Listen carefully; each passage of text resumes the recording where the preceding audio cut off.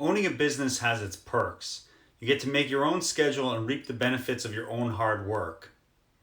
You also get to use your phone, vehicle, and other personal equipment for business purposes. Or do you? Hi, I'm Neil Friedman with the Friedman Law Firm. In today's video, I want to help you gain a better understanding of what you are and aren't allowed to do with your personal equipment in your business. This is a tricky area that gets a lot of business owners in trouble with Uncle Sam. So let's take a quick look at 3 types of personal equipment most business owners hope they can use in their company. Electronics. Can I use my personal phone and computer for my business?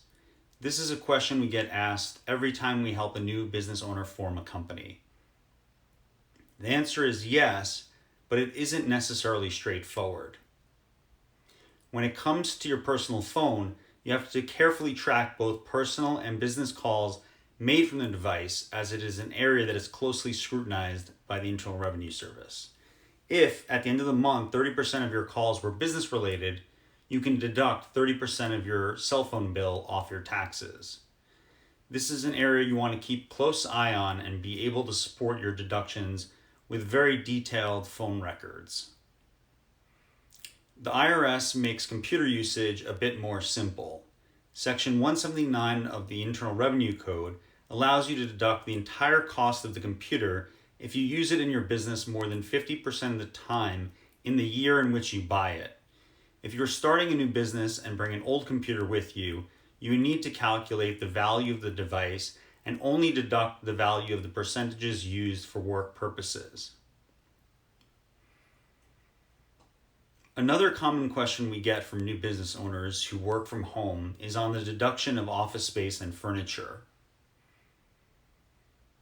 Simply put, the IRS allows you to deduct $5 per square foot of home office space up to $1,500, so long as the home office is regularly and exclusively used for your business. The alternative is deducting the exact value of your expenses, but much like using your personal phone for work, this requires extensive tracking. In addition to your home office space, the IRS allows you to deduct $5,000 worth of office furniture for your new business so long as it is strictly used for work. One thing to note here is that computers are included in this $5,000 limit. Now let's wrap this video up by talking about using your personal vehicle in your business. The good news is that you can use your personal vehicle for your business. The question is, which deduction method will you choose? The IRS allows you to use either the standard mileage rate or something that is called actual costs.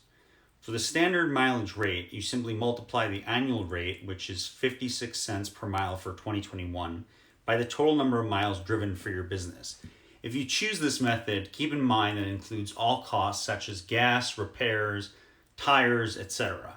Choosing the actual cost method means you track your vehicle's total expenses for the year and deduct the percentage cost based on how many miles you drove for your business purposes.